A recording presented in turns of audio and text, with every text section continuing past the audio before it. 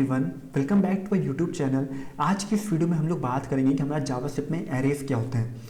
इसके पिछले वीडियोस मैंने ऑलरेडी काफ़ी बेसिक्स कवर करके रखे हैं। अगर आपने उनकी वीडियो नहीं देखी है तो सिंपली आप यहाँ पर चैनल में जाके प्लेलिस्ट को एक्सेस कर सकते हैं। उसमें क्या है कि आपका यहाँ पर बेसिक्स जितने भी हमारे जावास्क्रिप्ट में होते हैं वो आपके इजीली कवर हो जाएंगे और यहाँ पर ये जो मैं टॉपिक जो आज मैं डिस्कस करने वाला हूँ वो भी आपको यहाँ पर क्लियरली समझ में आएगा।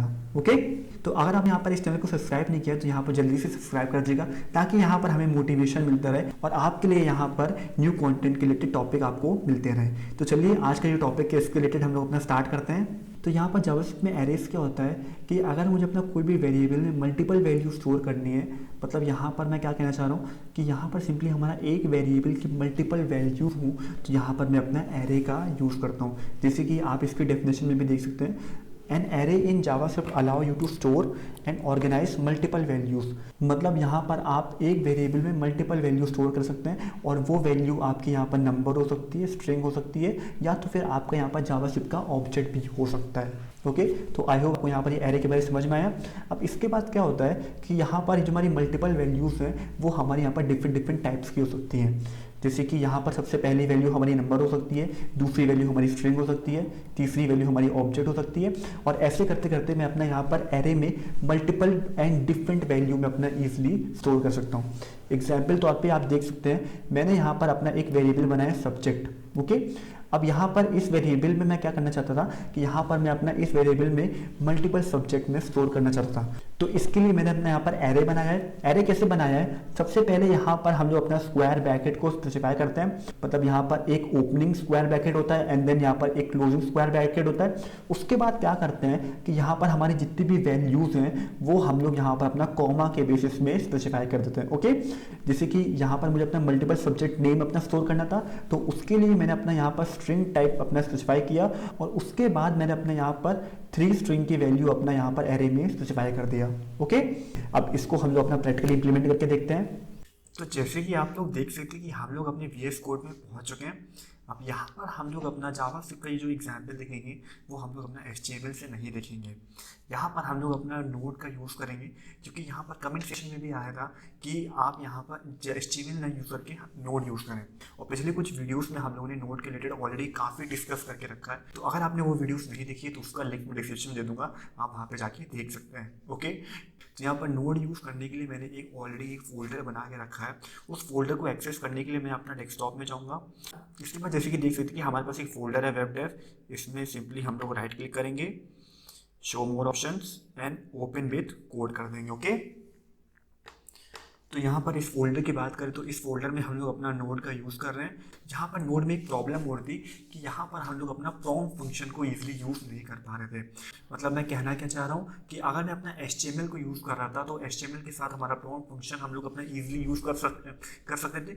लेकिन अगर मैं अपना यहाँ पर JS फाइल को अपना नोड से अपना एक्सेस करना चाह रहा हूँ तो यहाँ पर प्रॉम्प्ट को यूज़ करने के लिए हम लोग को अपना एक डिपेंडेंसी इंस्टॉल करनी पड़ी। इस डिपेंडेंसी का नाम प्रॉम्प्ट सिंक है। ओके, इस डिपेंडेंसी से हम लोग अपना यहाँ पर JS में प्रॉम्प्ट को इजीली यूज़ कर सकते हैं। ओके, तो यहाँ पर अब मैं क्या करता हूँ, यहाँ पर जल्दी से मैं अपना एक JS फाइल बनाता हूँ। मान लीजिए इस JS फाइल का नाम हमारा होगा array.js। ओके, अब यहाँ पर जैसे कि देख सकते हैं कि यहाँ पर हम लोग अपना HTML नहीं लिखेंगे, यहाँ पर सिंपली हम लोग अपना जावास्क्रिप्ट का एग्जाम्पल लिखेंगे। ओके, तो यहाँ पर मैं क्या करूँगा, यहाँ पर मैंने अपना एक वेरिएबल बनाया सब्जेक्ट नाम से। अब इसमें हम लोग अपना यहाँ पर मल्टीपल वैल्यू स्टोर करेंगे, मतलब यहाँ पर एरे का यूज़ करेंगे। तो यहाँ पर मैं सबसे पहले अपना एक मैथ्स करके वेरिएबल स्टोर कर दिया। उसके बाद हम लोग अपना एक दूसरा वेरिएबल स्टोर कर दिया फिजिक्स करके, एंड थर्ड मान लीजिए मैंने अपना कंप्यूटर हो गई। ओके, मतलब यहाँ पर हम लोग का जो वेरिएबल है उसमें हम लोगों ने अपना मल्टीपल वैल्यू स्टोर कर दी यूजिंग एरे। ओके, अब यहाँ पर सिंपली क्या करेंगे, हम लोग यहाँ पर अपना console.log की मदद से ये जो वेरिएबल है उसको सिंपली यहाँ पर प्रिंट कर देंगे। ठीक है, तो यहाँ पर मैंने सेव किया। सेव करने के बाद अगर मैं टर्मिनल ओपन करूँगा, इस टर्मिनल में हम लोग सिंपली लिखेंगे नोड और यहाँ पर अपना ये जो JS फाइल है उसको डिफाइन कर देंगे array.js। तो जैसे कि देख सकते हैं कि आउटपुट में यहाँ पर हमारे पास एरे प्रिंट हो गई। ओके, अब जैसे कि मैंने आपको बताया था कि हम लोग अपना एरे में डिफरेंट टाइप की वैल्यू भी स्टोर कर सकते हैं। जैसे कि यहाँ पर अभी तो मैं अपने स्ट्रिंग वैल्यूज अपनी स्टोर की है, अब यहाँ पर मैं अपना इंटीजर वैल्यू भी इजीली स्टोर कर सकता हूँ, और साथ ही साथ मैं अपना यहाँ पर अनडिफाइंड जो हमारा वैल्यू होती है वो भी मैं अपना स्टोर कर सकता हूँ। ओके, और ऐसे करते करते यहाँ पर हम लोग अपना मल्टीपल वैल्यू स्टोर कर सकते हैं। अब यहाँ पर अगर मैं सेव करूंगा, देन यहाँ पर अगर मैं अपना नोड एरे डॉट जेएस लिखा, तो जैसे कि देख सकते हैं तो यहाँ पर हमारे पास डिफरेंट टाइप ऑफ वैल्यू हमारे यहाँ पर एरे में प्रिंट हो गई। ओके, अब इसके बाद देखिए कि अगर मुझे अपना यहाँ पर एरे के एलिमेंट्स एक्सेस करना है तो हम लोग अपना कैसे करते हैं। तो जैसे कि आप यहाँ पर स्क्रीन में देख सकते हैं कि हमारे यहाँ पर जो एरे के एलिमेंट्स होते हैं उन एलिमेंट्स का यहाँ पर एक स्पेसिफिक एंड यूनिक नंबर होता है, जिसको सिंपली हम लोग यहाँ पर इंडेक्स बोलते हैं। अब यहाँ पर इंडेक्स की बात करें तो यहाँ पर एक्सट्रीम लेफ्ट में जो हमारा एरे का एलिमेंट होता है उसकी यहाँ पर इंडेक्स वैल्यू स्टार्ट होती है 0 से। ओके, और ऐसे करते करते जितना हमारा एरे की लेंथ होती है उसके बेसिस में हमारे यहाँ पर इंडेक्स नंबर डिफाइन होता है। तो जैसे कि आप यहाँ पर एग्जाम्पल देख सकते हैं, यहाँ पर हम लोगों ने अपना एक एरे बनाया है जिसमें हमारा यहाँ पर इंटीजर वैल्यू स्टोर है। ओके, जिसमें हमारे यहाँ पर collection of integer value store है। ओके, अब यहाँ पर इतना डिफाइन करने के बाद क्या होता है कि यहाँ पर हमारे जितने भी एरे के एलिमेंट्स हैं उनका एक स्पेसिफिक यूनिक नंबर हमारा डिफाइन हो जाता है। जैसे कि अगर 10 की बात करें तो फिर 10 का इंडेक्स 0 हो गया, 20 का 1 हो गया, 30 का 2 हो गया, 40 का 3 हो गया और 50 का 4 हो गया। ओके, मतलब यहाँ पर जो सबसे लेफ्ट में एलिमेंट है उसका यहाँ पर 0 से स्टार्ट है और टिल हमारा यहाँ पर एरे की लेंथ है उससे एक -1 हमारा यहाँ पर इंडेक्स नंबर डिफाइन है। ओके, अब इस इंडेक्स नंबर की मदद से हम लोग अपना कोई भी एरे का एलिमेंट इजीली एक्सेस कर सकते हैं। तो एक्सेस करने के लिए क्या करते हैं, सबसे पहले हम लोग अपना एरे का नेम लिखते हैं, एरे का नेम हमारा n है, और उसके बाद जो इसका इंडेक्स नंबर होता है वो हम लोग अपना यहाँ पर स्क्वायर ब्रैकेट में स्पेसिफाई कर देते हैं। तो यहाँ पर मैं अपना स्क्वायर ब्रैकेट लिखा और उसके बाद इसका इंडेक्स नंबर 2 है। ओके, तो अगर मैं अपना यहाँ पर इसको प्रिंट करूंगा तो यहाँ पर सिंपली हमारा यहाँ पर 30 आ जाएगा। ओके, और ऐसे ही अगर मुझे अपना यहाँ पर 50 वैल्यू एक्सेस करना है तो यहाँ पर मैं सिंपली n4 लिखूंगा तो यहाँ पर हमारा 50 मिल जाएगा। मतलब यहाँ पर आपको एरे का नेम लिखना है, उसके बाद आपको यहाँ पर स्क्वायर ब्रैकेट में इंडेक्स लिख देना है। इंडेक्स के बेसिस में जो भी हमारी वैल्यू होगी वो हमारा यहाँ पर ये स्पेसिफाई हो जाएगी।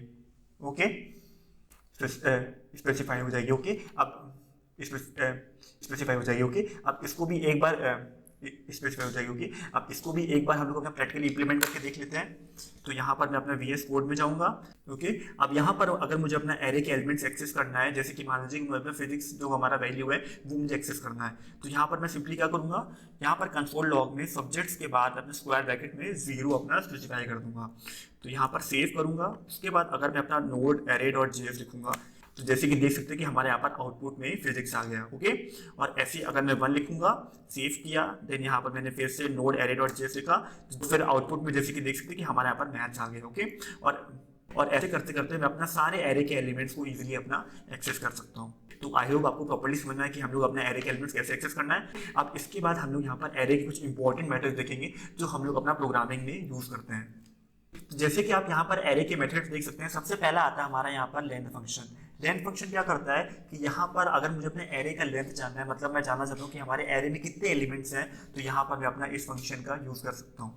एग्जाम्पल तौर पे आप देख सकते हैं यहाँ पर हमारे पास एक एरे है ए नाम से जिसमें हमारा यहाँ पर collection of integer value store है। ओके, अब अगर मुझे अपना यहाँ पर इस एरे का लेंथ जानना है, अब इसके बाद मैंने क्या किया, यहाँ पर मैं अपना एरे का नेम स्पेसिफाई किया अपना कंसोल डॉट लॉग में। देन यहाँ पर मुझे अपना फंक्शन यूज करना है, तो फंक्शन को यूज करने के लिए यहाँ पर डॉट करके मैंने अपना यहाँ पर फंक्शन को डिफाइन कर दिया। ओके, तो इससे क्या होगा कि यहाँ पर जो हमारा रिटर्न होगा वो हमारा सिंपली यहाँ पर एरे का लेंथ रिटर्न होगा। मतलब यहाँ पर सिंपली हमारा आ गया 5, क्योंकि यहाँ पर जो हमारे एरे के एलिमेंट्स हैं वो हमारे यहाँ पर 5 एलिमेंट्स हैं। ओके, तो आई होप आपको यहाँ पर लेंथ फंक्शन समझ में आया। इसके बाद नेक्स्ट आता है हमारे यहाँ पर पुश फंक्शन। पुश फंक्शन क्या करता है कि अगर मुझे अपना कोई भी एरे में अपना लास्ट में कोई एलिमेंट ऐड करना है तो सिंपली हम लोग यहाँ पर इस फंक्शन का यूज कर सकते हैं। ओके, मतलब एग्जाम्पल तौर पे हमारे पास एक एरे है, अब इसमें मुझे अपना लास्ट में कोई एलिमेंट ऐड करना है, तो सिंपली मैंने क्या किया, यहाँ पर मैं अपना एरे का नेम स्पेसिफाई किया। देन यहाँ पर फंक्शन के मैंने अपना पैरामीटर में मैंने अपना एक न्यू एलिमेंट डिफाइन कर दिया 6। ओके, डिफाइन करने के बाद अगर मैं अपना यहाँ पर एरे को प्रिंट किया तो जैसे कि देख सकते हैं कि हमारा यहाँ पर लास्ट में एक न्यू एलिमेंट ऐड हो गया।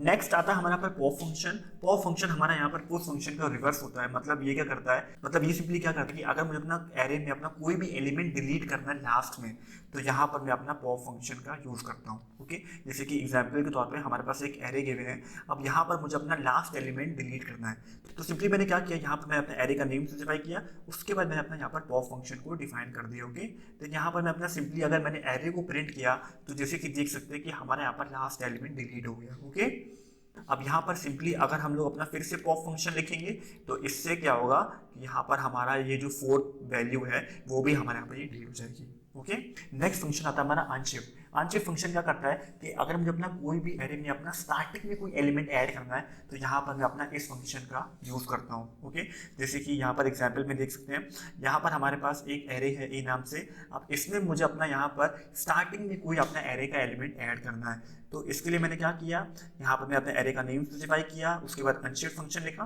देन यहाँ पर पैरामीटर में मैंने अपना यहाँ पर जो न्यू एरे एलिमेंट ऐड करना है वो मैंने यहाँ पर स्पेसिफाई कर दिया। ओके, तो यहाँ पर अगर मैंने अपना सिंपली एरे को प्रिंट किया तो जैसे कि देख सकते हैं कि यहाँ पर हमारा स्टार्टिंग में जो हमारा न्यू एलिमेंट था वो हमारा यहाँ पर डिस्प्ले हो रहा है।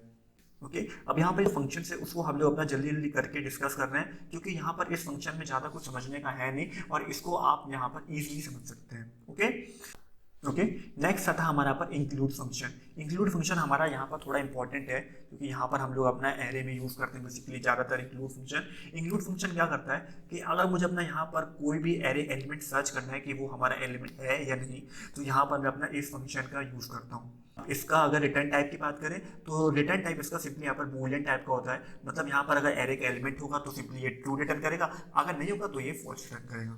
एग्जाम्पल के तौर पे यहाँ पर हमारे पास एक एरे है, अब यहाँ पर मैंने अपना इंक्लूड फंक्शन यूज़ किया है, अब उसके बाद मैंने अपने पैरामीटर में वो वैल्यू डिफाइन कर दी है जो मुझे चेक करना है कि यहाँ पर हमारे एरे में है या नहीं। तो यहाँ पर मैंने अपना 4 डिफाइन कर दिया। अब जैसे कि देख सकते हैं कि हमारे पास एरे में अपना 4 एलिमेंट है, तो सिंपली जो इसकी वैल्यू आएगी वो हमारा यहाँ पर ट्रू आएगी। अब यहाँ पर जैसे कि मान लीजिए कि यहाँ पर मैंने अपना इंक्लूड में 4 नहीं, मैंने अपना 6 पास किया, अब 6 तो हमारे यहाँ पर एरे में है नहीं, तो यहाँ पर इसका जो रिटर्न होगा वो सिंपली हमारे यहाँ पर ये फॉल्स होगा। ओके, नेक्स्ट फंक्शन आता है हमारा पर index of function. Okay, index of function भी हमारे यहाँ पर इंक्लूड्स की तरह सेम है, लेकिन इंडेक्स ऑफ को हम लोग अपना अलग पर्पस के लिए यूज करते हैं। बेसिकली ये फंक्शन भी हमारे यहाँ पर कोई भी एरे एलिमेंट सर्च करता है, लेकिन यहाँ पर अगर इसके रिटर्न टाइप की बात करें तो रिटर्न में ये सिंपली यहाँ पर जो एलिमेंट का जो इंडेक्स नंबर होगा वो सिंपली यहाँ पर ये रिटर्न कर देगा। जैसे कि एग्जाम्पल तौर पर हमारे पास एक एरे है, अब यहाँ पर मैंने अपना इस फंक्शन को यूज़ किया और सिंपली मैं अपना 4 पास कर दिया। ओके, तो जैसे कि देख सकते हैं कि हमारे पास एरे में 4 है।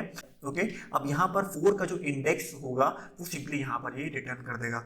मतलब यहाँ पर अगर इंडेक्स की बात करें तो यहाँ पर 1 का 0 इंडेक्स है, 2 का 1, 3 का 2 है, एंड देन 4 का जो इंडेक्स नंबर है वो हमारे पास 3 आ रहा है। ओके, 3 आ रहा है। ओके, तो यहाँ पर हमारा सिंपली 3 प्रिंट हो जाएगा। ओके, अब इसमें हमारा एक और पॉइंट है कि अगर जो हम लोग अपना एलिमेंट सर्च कर रहे हैं अपना एरे में वो एलिमेंट अगर नहीं है तो सिंपली ये हमारे यहाँ पर -1 रिटर्न करता है। जैसे कि आप यहाँ पर नेक्स्ट एग्जांपल देख सकते हैं, यहाँ पर मैं अपना इंडेक्स ऑफ में 6 पास किया है, अब यहाँ पर एरे में देख सकते हैं कि हमारे पास यहाँ पर 6 नहीं है, तो यहाँ पर ये जो रिटर्न करेगा वो सिंपली यहाँ पर ये -1 ये रिटर्न करेगा। ओके, नेक्स्ट आता है हमारे पास कॉनकैट फंक्शन। कॉनकैट फंक्शन क्या करता है कि अगर मुझे अपने यहाँ पर 2 एरे को कंबाइन करना है और कंबाइन करने के बाद मुझे अपना यहाँ पर एक न्यू एरे बनानी है विद अ कॉम्बिनेशन ऑफ 2 और मोर एरेज, तो यहाँ पर मैं अपना कॉनकैट फंक्शन का यूज कर सकता हूँ। ओके, अब यहाँ पर इसका एक और पॉइंट है कि यहाँ पर इस फंक्शन में अपना ये जो 2 एरे यूज कर रहा हूँ उन दोनों एरे में कोई चेंजेस नहीं आएंगे।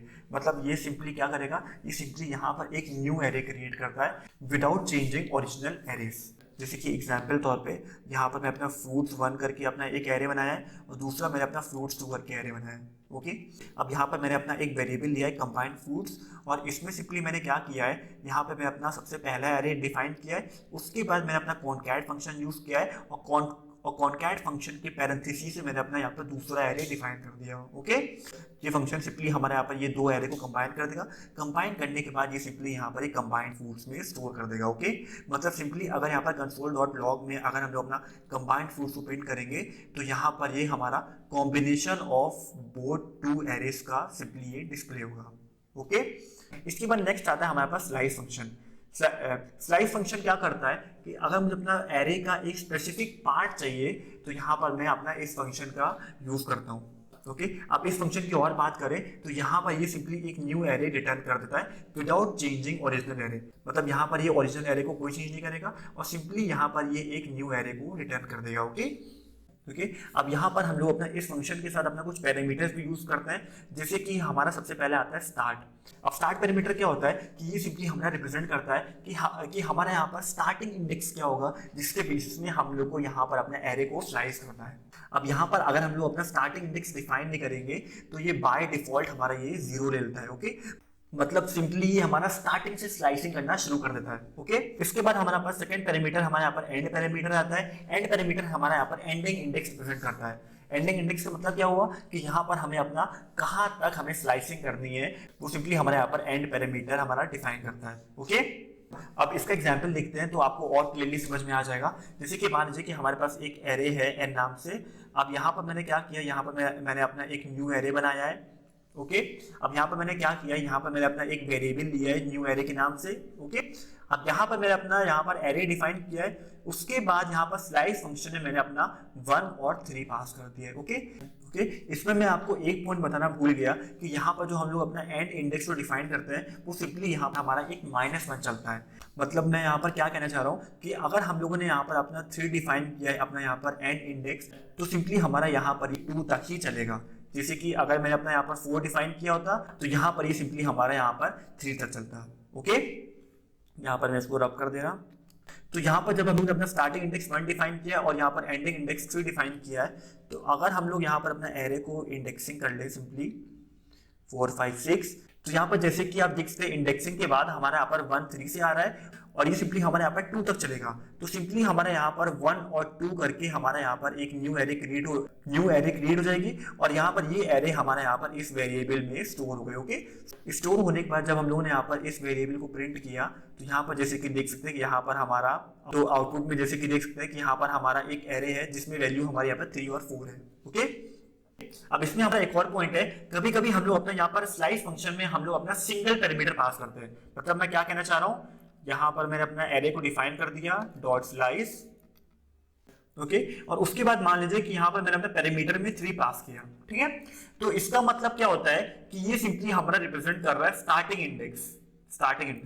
मतलब अगर यहाँ पर पैरेंथेसिस में एक सिंगल वैल्यू है तो वो सिंपली यहाँ पर स्टार्टिंग इंडेक्स रिप्रेजेंट कर रहा है। उसके बाद यहाँ पर एंडिंग इंडेक्स नहीं है तो सिंपली ये यहाँ पर 3 से लेके हम लोग का लास्ट तक जितने भी एरे एलिमेंट्स हैं वो हमारा यहाँ पर एक न्यू एरे क्रिएट होगा और सिंपली हम लोग यहाँ पर अपना एक न्यू वेरिएबल में स्टोर कर लेंगे। ओके, तो इतने थे हमारे यहाँ पर एरे के मेथड्स। अब इसके बाद हम लोग का एरे में एक और बहुत इंपॉर्टेंट टॉपिक बच रहा है।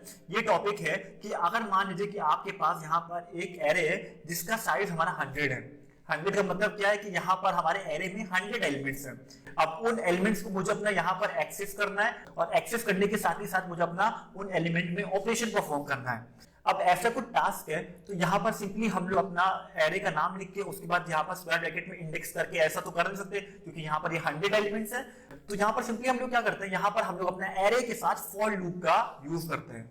मतलब ऑलवेज रिमेंबर कि अगर आपको यहाँ पर एरे के एलिमेंट्स को एक्सेस करना है 1 बाय 1 तो सिंपली आप लोग को यहाँ पर फॉर लूप का यूज करना है। यहाँ पर समझाने के लिए मैंने आप लोग को बता दिया था कि यहाँ पर हम लोग अपने एलिमेंट्स को कैसे एक्सेस करते हैं, लेकिन यहाँ पर जब भी आपको यहाँ पर एरे के एलिमेंट्स एक्सेस करना है तब आप यहाँ पर फॉर लूप की मदद से ऑलवेज एक्सेस करेंगे। अब कैसे एक्सेस करते हैं वो हम लोग यहाँ पर अपना डिस्कस करते हैं। अब यहाँ पर अगर आपको फॉर लूप के बारे में नहीं पता है तो प्रीवियस लेक्चर्स मैंने ऑलरेडी इसके बारे में एक प्रॉपर एक फुल फ्लेजेड वीडियो बनाया सेपरेट, वो वीडियो आप वहां पे जाके चेकआउट कर सकते हैं और उसके बाद आप यहाँ पर ये टॉपिक को इजीली पढ़ सकते हैं। ओके, तो जैसे कि देख सकते हैं कि यहाँ पर मैं अपना फॉर लूप डिफाइन किया है। इसमें मैंने अपना सबसे पहले अपना इनिशियलाइजेशन किया, मतलब यहाँ पर मैंने अपना एक आई वेरिएबल लिए, मतलब यहाँ पर मैंने अपना एक आई वेरिएबल लिया जिसकी वैल्यू मैंने अपना सिंपली 0 पास कर दिया। ओके, उसके बाद मैंने अपने यहाँ पर कंडीशन लिखी है। कंडीशन की बात करें तो कंडीशन क्या है कि आई जब तक हमारे यहाँ पर less than numbers dot length, जैसे कि मैंने आपको लेंथ फंक्शन अभी बताया था कि सिंपली ये एरे का लेंथ रिटर्न करना है। तो एरे की लेंथ की बात करें तो कितना आएगा 1 2 3 4 5। तो यहाँ पर आई जब तक मेरा लेस देन 5 है तब तक मेरा फॉर लूप चलेगा।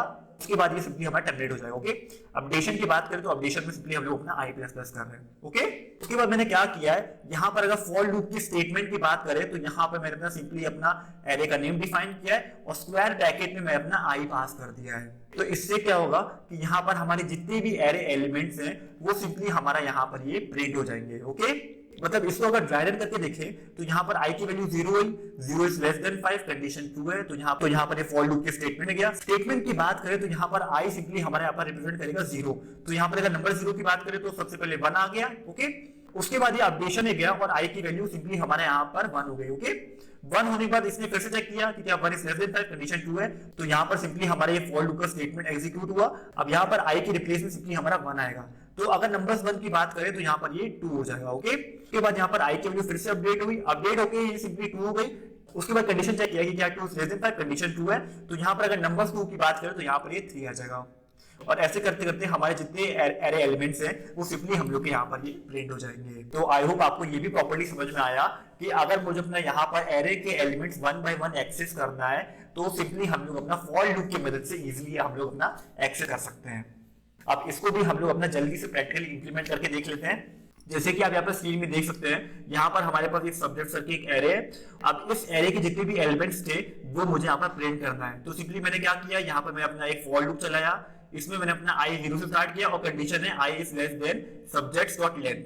सब्जेक्ट्स डॉट लेंथ की बात करें तो ये सिंपली हमारा आएगा 1 2 3 4 5, ये सिंपली आएगा हमारा 5। ओके, उसके बाद ये हमारा अपडेशन स्टेटमेंट। देन यहाँ पर फॉर लूप के स्टेटमेंट की बात करें तो यहाँ पर मैंने अपना सिंपली एरे को डिफाइन किया, देन यहाँ पर स्क्वायर ब्रैकेट में अपना आई पास कर दिया। ओके, तो इससे क्या होगा, इससे यहाँ पर मेरे जितने भी एरे के एलिमेंट्स हैं वो यहाँ पर ये प्रिंट हो जाएंगे। चेक करने के लिए हम लोग यहाँ पर अपने टर्मिनल में नोड एरे डॉट जेएस लिखेंगे। तो जैसे कि आप देख सकते हैं कि यहाँ पर हमारे जितने भी एरे के एलिमेंट्स थे वो सिंपली यहाँ पर ये प्रिंट हो गए। अब यहाँ पर जैसे कि मान लीजिए कि मैंने अपना एक वेरिएबल बनाया सब नाम से। ओके, अब उसके बाद मैंने क्या किया, यहाँ पे मैं अपना सब डिफाइन किया, देन यहाँ पर सब प्लस और मैंने लिख दिया सब्जेक्ट्स ऑफ आई। ओके, तो इससे क्या होगा, इससे सिंपली यहाँ पर हमारे जितने भी एरे एलिमेंट्स हैं वो यहाँ पर कंबाइन होके हमारे यहाँ पर सब वेरिएबल में स्टोर हो जाएंगे। ठीक है, अब फॉर लूप के बाद अगर मैं सिंपली अपना यहाँ पर सब को प्रिंट करूंगा तो यहाँ पर हमारे जितने भी एलिमेंट्स हैं वो सिंपली हमारे यहाँ पर ये प्रिंट हो जाएंगे। ओके, चेक करने के लिए मैं अपना टर्मिनल में फिर से नोड एरे डॉट जेएस लिखा, तो जैसे कि आप यहाँ पर देख सकते हैं कि यहाँ पर हमारे सारे सब्जेक्ट एक साथ कंबाइन होकर प्रिंट हो गए और साथ ही साथ हम लोग को यहाँ पर स्टार्टिंग में अनडिफाइंड प्रिंट हुआ, क्योंकि यहाँ पर जैसे कि देख सकते हैं यहाँ पर हमारा स्टार्टिंग में वेरिएबल अनडिफाइंड है। ओके, तो यहाँ पर अनडिफाइंड के साथ हमारे जितने भी एरे एलिमेंट्स थे वो हमारे यहाँ पर एक साथ कंबाइन होकर यहाँ पर ये हमारे प्रिंट हो गए। तो आई होप आपको यहाँ पर एरे विद फॉर लूप भी प्रॉपर्ली समझ में आया। तो आज की वीडियो में इतना ही था। ये वीडियो हमारी काफी लेंथी चली गई क्योंकि इसमें हम लोगों ने बहुत सारे टॉपिक एक साथ कवर किए। ओके, तो अगर आपको यहाँ पर ये वीडियो अच्छी लगी हो तो प्लीज लाइक सब्सक्राइब करना मत भूलिएगा। मिलते हैं नेक्स्ट वीडियो में नेक्स्ट टॉपिक के साथ। आज बाय बाय।